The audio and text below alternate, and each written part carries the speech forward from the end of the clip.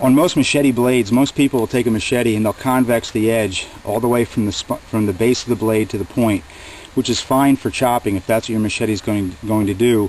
That's pretty much what you want to have.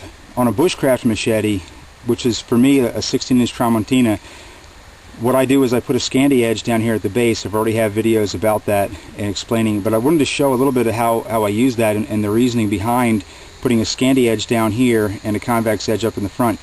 First of all, the scandi edge in normal chopping doesn't take any impacts, so that area of the blade from about here down usually stays very sharp. But I like to have a woodworking edge down there so you can use it as a planer with a baton, and the blade, once you start it,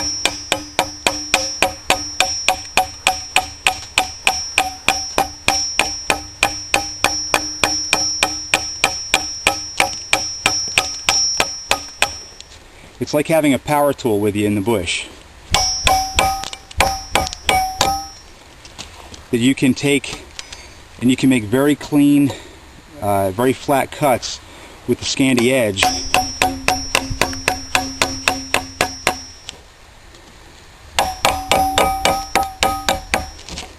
Now, why a scandi edge? A scandi edge, the steel is sharpened all the way down to the point and has a very low angle. Up here, you can see on the scandi edge, as soon as you start cutting, as soon as you tap on it, it starts to cut at a very low angle. And at this angle, I can reduce the angle some and take off a very thin shaving of wood with the scandi edge. If I try that with the convex edge up here, well, I don't have as much control over it. To get a very flat edge going out of there, it wants to chop right back out, and I get a very rough edge out of it.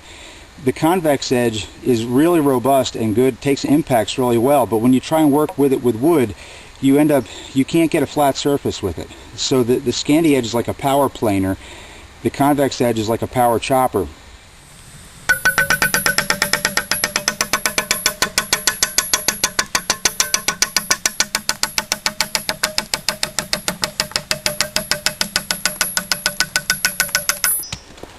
There were nicks and chips of wood flying all over my face. I know, I could see it.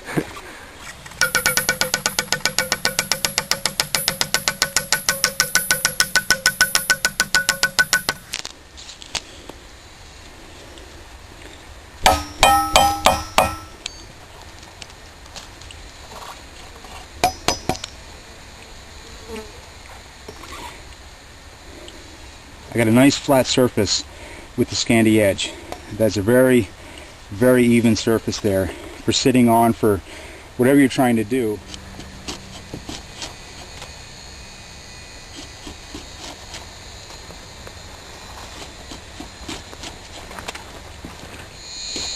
I would never have this kind of control working with a convex edge on my machete.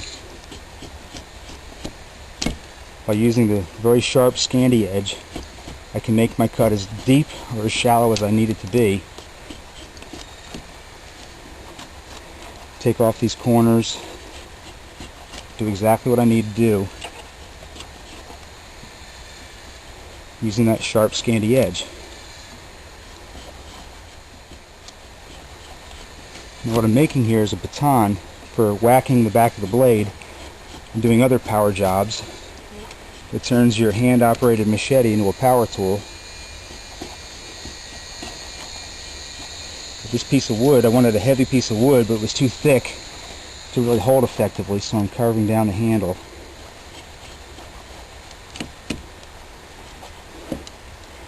Okay, that's good. Now with the planer blade, usually I don't do this on green wood. Let's see if I can get it to... Yeah.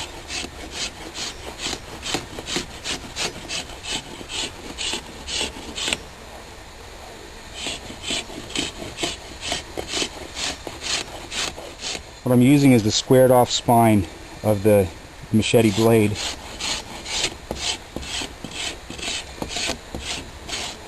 Makes a very effective planer.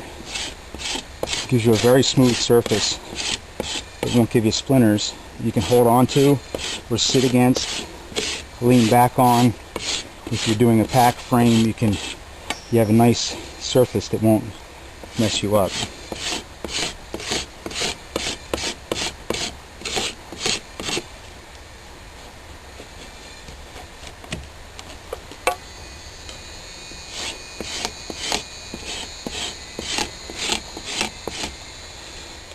I'm not really satisfied with the way this handle looks, so again I'm going to use the scandi edge. I'm just going to use that to gently chop. You never take a full swing at it. All you do is use that to kind of a power chop. Having a scandi edge on a machete is like having a power scandi. You can get a nice clean chop with that scandi edge, and if you're accurate, which I'm not being this morning, you'll get a nice clean edge.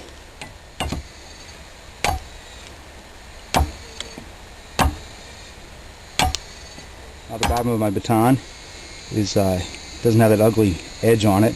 I could even clean up the top if I wanted to. For this, it's not really important. My hand is never going to make contact with it, so I'll just use the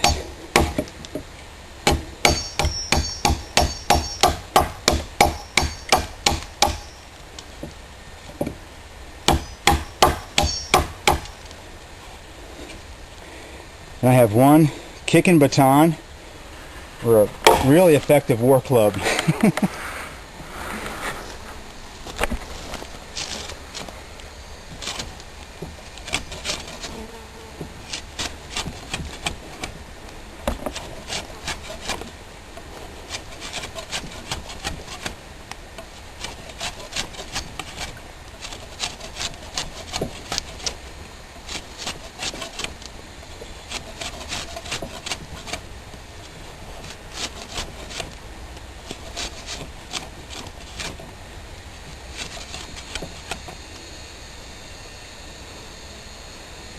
And that's why I put a scandi edge on my machete.